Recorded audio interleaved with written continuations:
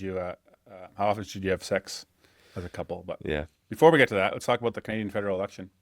What do you think? Have you been following it at all? I haven't seen a whole lot about it, but I don't go on the news Yeah, I'm that a little much. worried that not enough people are going to go vote. I mean, Mm. I'm worried that people are just, I think people, because we're so overfed BS, just overfed political messaging from all platforms, I think people are just, they feel disgusted by that's how I feel. And I Yeah, mean, yeah. I think it's I hate it important, too, but I but just think it's just, I'll definitely go vote. yeah, I And I will was vote too. encouraged that Polyev, I think, had like 15,000 people out last night in Edmonton or something, getting some good crowds. Hopefully the polling's wrong. Yeah. I just like thinking about Mark Harney and like the stuff he says, yeah, like in his book, just that the fact that this is the same government that like Oh, took people's money out of their bank it's accounts, unbelievable. It's baffling to me.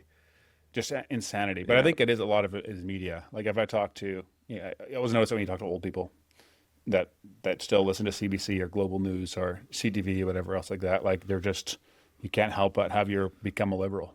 I talked to an 89-year-old lady the other day who's pretty astute, and she was wondering whether she should vote like federal or liberal.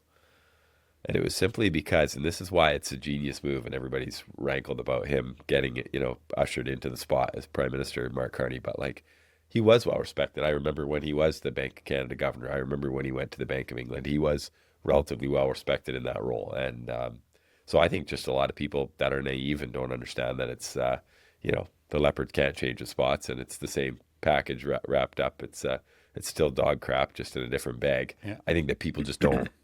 Yeah, I think the idea that, hey, this man probably is a better skilled in a lot of ways, and definitely obviously more financially astute than the last person who had no money management skills. It's still going to be a big spending government, and I think that they have to account for the last 10 years, and really we're in a pretty tough spot now as a country. So yeah, I hope people When get this out and comes vote. out, my podcast with Dr. Ed Less will already have come out. Okay, I did not know you had him on. Yeah, I had That'll him be on. interesting.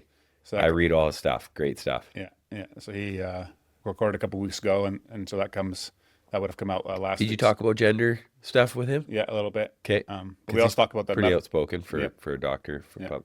Okay. I talk about his story and how he became a doctor, and Okay.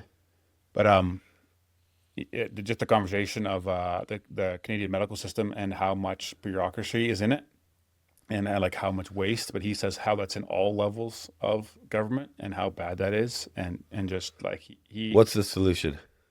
he says, don't do the chainsaw approach, but use a scalpel. Yeah, it's not that simple with cutting, though, eh? No, I mean both are painful. That's what I said. Both are painful. Actually, I would argue that a scalpel is almost more painful. No, well, it depends. If you had to have your arm cut off by a scalpel or a chainsaw, which would you prefer? Whatever's faster. Bingo. Chainsaw it is. Yeah, that's fair. Yeah, yeah. Get her done. Get her done.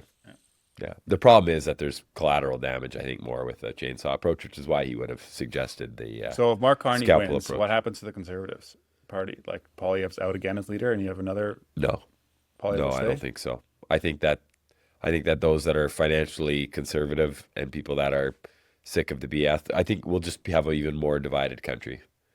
Because the reality is everything that Pierre Poilievre is saying, which I mean a lot of it he will implement, a lot of it he won't. A lot of it is just pandering to the base. And a lot of it once you're in power, it's easy to beak off when you're in opposition, but I think once you're in government, to make all the hard change, and maybe he will. I mean, maybe I'm selling him short, but I think that there's going to be some I don't think he level. will. I think he's a career politician. Ed Less didn't think he would either. Yeah. He's Okay. So I'm, he's a career politician that, yeah, that he's not going to make any changes. Like you'd have to get like someone that's on the outside that really doesn't really care. doesn't care. Like, Like I really say, doesn't care. he's been living off the system that he's criticizing for a long time. And I think that even if I look at municipally, like often people have suggested, oh, why don't you try and run for city council again? And I mean, there's part of me that thinks, hey, yeah, that's a good idea. But like, who wants to run on the platform? Who wants to vote, first of all, for the big mouth guy who's going to say, hey, I'm going to cut jobs at City Hall? Nobody wants to vote for that. But that's the platform I would run on. Yeah, I think a you lot of would. people would.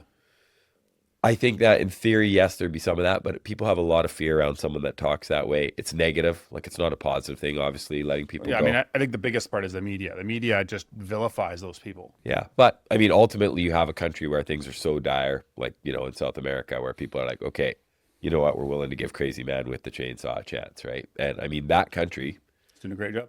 it, I think most people, even, left leaning people who are maybe, would say, hey, things are the numbers are showing signs of great improvement there, right? And there again, corruption in any political party, there will be corruption in time. And you've seen it in conservative governments over the year too. People that are in power too long, it's not healthy. And that's why we do have the swing that we have. Yeah. The problem is with the Liberal Party federally in Canada and our country is that they are quote unquote the natural governing party. And that's literally their attitude, right? And so they come at it with that perspective of always thinking that they should be in power. And I mean, that was my childhood. And back then, ironically, there was the sponsorship scandal. I remember that's kind of what did the Liberal Party in, 20 years ago, whatever that was. And in hindsight, I mean, that was nothing. It was nothing to the money that's wasted now. It's humorous. If it wasn't so sad, it would be humorous. But so, anyways, I think it's awful. I think it's destroying the country. Anyways, we'll see. It's out of our control. We all need to do our thing that we can do. Just vote, and that's it. And the rest, just have faith. Hey guys, if you enjoyed that episode and were blessed by it, would you be willing to support the show? That would help a lot in creating more content, improving the quality of the content, putting the production value, getting more guests on, and me being able to spend more time and energy towards it. So if you're interested in doing that, you can click up here and it'll take you to a support page. But you can also subscribe to the podcast by clicking over here and doing that. Thanks again for listening, and I'll catch you on the next one.